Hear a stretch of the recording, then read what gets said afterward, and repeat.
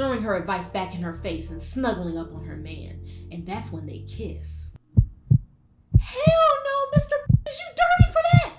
Ugh! Oh my, Are y'all French kissing? Oh.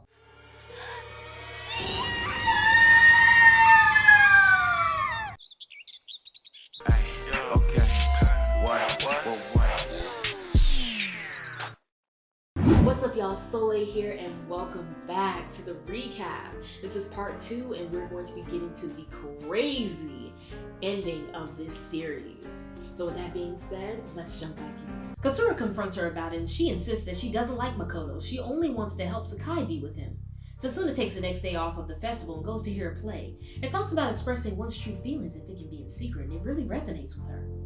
After class at station, Sakai and Makoto are having fun making cakes together, and at Katsura's class station, she is being harassed for not tending to customers. They basically want to know if she's helping out with the room. Excuse me, I'm sorry. The break room, which apparently is one of the school's top three traditions. So you mean to tell me that everybody that graduates is a hoe? I need answers. Child, they still have Katsura collecting dust at the receptionist station. Taisuke stops to talk to her and asks if she wants to do couple stuff with him at the festival, since he's single. And you already know Katsura still insists that she and Makoto are together. And Taisuke's basically like, alright, crazy bitch. She's really going out sad. Ladies, if your man acting like this, just pack it up. Pack it up. Oh my god, it's all downhill from here. Well, Makoto's up to the usual, and Sakai actually ain't into it this time. She needs him in the balls and tells him to get lost if he won't help. Kato realizes that since he's walking around, she has the chance to talk to him. Makoto pauses from deep-throating his popsicle. She gets real bold and asks him to walk around the festival. They hang out, and she even asks him to do the folk dance with him. But Sakai breaks it up, dragging him off to go help her. Yo, look, it's Katsura-chan's baby sister! The girls from the class pick on Katsura for her boyfriend not hanging out with her this whole time. They taunt her and tell her to bring him there since they're dating. This raggedy folk dance ends up being a problem since everyone wants to dance with Makoto, and Sakai makes him promise that he'll dance with her. Later on, when the two get separated, Makoto checks his phone and his stomach about drops into his ass when he sees that Katsura has texted him about 58 times. But when he runs to go see her, he's stopped by Kato, who is holding out her hand, the traditional symbol of getting together during the festival. But Makoto's dumbass doesn't get it, so she leads him off to be alone. And they are going to the break room, where Kato finally admits that she has liked him since middle school. And things start heating up. All while the girls tease Katsura for her boyfriend not showing up after all.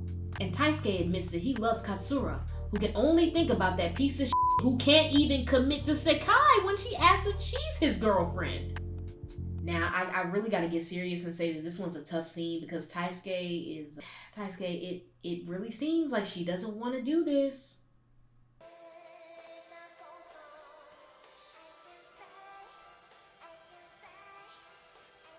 The next day at school begins with Makoto apologizing to Katsura, and she brushes it off. Even though she was just crying her eyes out that night? Like, what? Girl, man? Taisuke, not understanding that what he did the other night was assault, or the R word. I guess you can't use that on YouTube anymore, but is trying hard to earn Katsura's affections, saying he won't betray her and that he worked hard to get tickets to a special Christmas dinner. But Katsura insists that she is still dating Makoto. Now the next scene is Makoto and Taisuke talking, and Taisuke doesn't understand why Katsura does not want to go out with him. Well, first of all, what you did the other night, I can't even, like, he's trying so hard, and I want to give him kudos for, like, being that guy and saying, ladies, you know, if you see that a guy's trying hard, he got tickets to dinner and did all this stuff, then, you know, that's the guy you give a chance. I can't even say that because you... Anyway, then on top of that, Makoto is saying that, she shouldn't be acting like that. I don't understand why she's acting like that because she must be misunderstanding something. Makoto's logic is just it just doesn't work. Just because you're not doing something with somebody or doing anything with somebody on a daily basis does not mean that things are over. That's it. They should just understand that it's over. That's just not how it works at all. And when you're going through a rough patch with somebody, a lot of the times the other person's mindset is probably going to be, okay, we can get through this, we can work it out, blah blah. But if you don't say, okay, this is, I'm just not interested in this anymore, I want to move on or whatever, then the other person could have went on about their business. So you're sitting there like you got the other person on standby for what? For what reason? Child, if I had a megaphone, just break up with her. Anyway, back to Katsura getting teased. You know the drill. They talk about her boyfriend in air quotes, not showing up. And of course she insists that that's still her man. But did they just trip her? Setsuna once again confronts Makoto, making sure he's on the straight and narrow. But she's sus because she was just watching them dance at the festival thinking about Makoto. Ugh. Anyways, Katsura pops up at the trash while she's throwing things away and sees Setsuna, who is still on Operation Block. Katsura tries to put her on blast for liking Makoto, but... Woo! That backfired. Setsuna knows how to establish territory. Hold up! She tells Katsura to get lost, and Makoto just goes along with it like a little bitch. And that obviously breaks her down. Sakai and her dude friends start talking about a party tomorrow and ask Setsuna if she wants to go, but she says she can't because she knows she's moving to France. I'm sorry, I like saying it that way, y'all, France. Sakai wonders where Makoto is, and where is he? Bitch, you guessed it. What a piece of trash. The funny thing is, Setsuna actually knows what's going on, and when she goes to his house, she asks him to break up with Sakai, even saying Makoto can do anything she wants to her if he'll break up with her. All to save her the pain of betrayal. Ooh, juicy! She's still trash for trying to give it up. Ooh, it's time for the party that we're talking about. Time for the festivities to begin and... Wait, oh damn. So that's what they were and bam! We see Kato put on blast for f***ing Sekai's man. Here go Makoto's greasy ass on screen. Sakai is shocked by what she sees and runs to Makoto's house, blowing up his phone, and who's there? Katsura, asking if she knows where he is, and that he and Setsuna should be hanging out together. But we see her dead eyes, looking completely broken. Y'all, this story is going to hell in a handbasket from here, so just strap in. This episode starts as things are awkward in class between the friend group. Sakai's seat is empty in class, and we see that she is at home depressed. That morning, it seems that even the bitch with the pigtails is like, pigtails? You giving it up. Pigtails, you really giving it up. And she has the nerve to say that she feels bad and tries to get Makoto to hang out with Sakai. What is going on? It turns out Sakai confronted Makoto, saying she already knew he was lying. She breaks down, saying that since Setsuna's gone, he's all she has left. And Pigtails has the nerve to go to her house talking about if you're not there, he might cheat on you. Girl. The Bang Bus producers, the casting couch crew that filmed everything are chatting it up. But I don't care, girl, I can't be asked. I'm not even worried about what they're talking about. Kato's pissed, I'm sure, because she got blasted for giving it up, but didn't get wiped. Not her trying to bully, then got slutted out just to still be irrelevant. Speaking of getting slutted out, the bitch with the pigtails is back at it again, giving up the cootie cat in an empty classroom. She then proceeds to nag Makoto about seeing Sakai, saying if he has time to goof around in her guts, then he's got time to go see his girl. So remember when I told y'all that it was gonna get worse? Watch this. Sis, are you talking to the blocked recording? Oh no, she's gone. Sakai is laying there heartbroken, going through messages. And honestly, that's her karma for getting with the guy she set some innocent girl up with. And I want y'all to know he really got her looking stupid, cause now he got 3 girls coming over at the same time? Fair enough. We will now be calling Makoto Mr. Bitches. Oh, also, Sakai's feeling nauseous, by the way. She pulls up to the classroom and it's awkward. And she tells him she's pregnant, giving him a mean lecture that gets the whole class's attention. But of course, Mr. Bitches doesn't want to take responsibility. Pigtails decides to cut him off, I guess because she doesn't want people to look at her weird. And just like that, baby, the whole school is gossiping. Then this piece of shit invites Kato over, saying he's bored while Sakai is sitting over there sick and Katsura is... Oh god. Kato comes over, but just to confirm, he's actually as much of an asshole as he's being. So around Christmas time, it seems that Sakai is preparing a meal, and Katsura is having what may still be an imaginary conversation with Makoto, telling him to meet her because she's got them a room at a hotel. And here's the satisfying part. Everybody got Mr. Bitches blocked. Help! Damn, lonely on Christmas. That actually gives him time to reflect on what he's done. And as he thinks of Katsura, she walks up to him, saying that she's been waiting for him. And I want y'all to listen to this. What he did to her.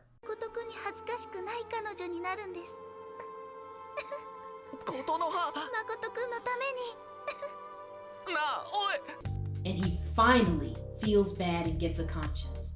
He apologizes to her, crying and hugging her. So now I guess they're all booed up. Makoto, aka Mr. Bitches, is on the phone arguing with the current girl.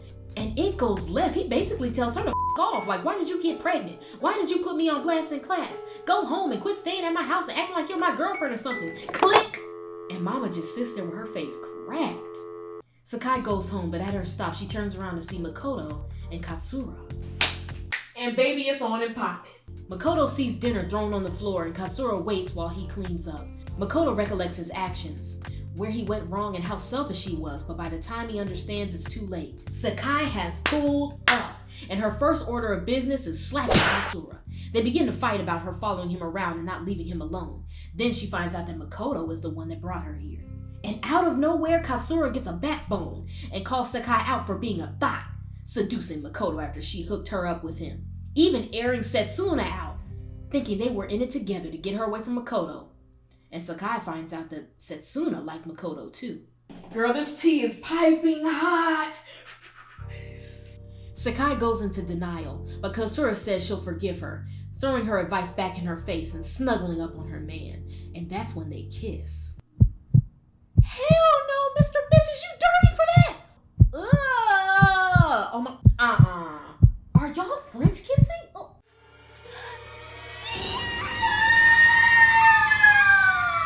Here we get a cool scene of Setsuna dragging Sakai for her true intentions, being nice to make herself look better and using the matchmaking to get close to Makoto. She has a breakdown as she realizes the truth. Ooh, baby, I got the icing on the cake for y'all. How about later on he suggests that she goes to a clinic that Katsura knows of to get an abortion. Oh my God, if there's one thing a man has, it's the audacity. Sakai then texts him back saying that she wants to talk to him later. But before that, he has lunch with Katsura on the roof. Oh wow, he's actually met her on the roof after all those times of standing her up and being with other bitches on the roof. Okay. He acknowledges being a pushover in his past and doing the wrong things, but says from now on that he'll focus on her, which is what Katsura deserves. Aww. Well, too bad Sakai ain't done acting up. They try to talk at the house and of course it's super awkward. So Sakai gets up and makes tea. In the kitchen, she sees her dinner in the trash, and Makoto gets up to get something. Anywho, elsewhere, Katsura is with her baby sister chatting about her plans with Makoto. Back at Makoto's place, he's checking his phone, and oddly, he sees a text from Sakai saying sorry, and then another one that says, goodbye? No, wait, that... Oh!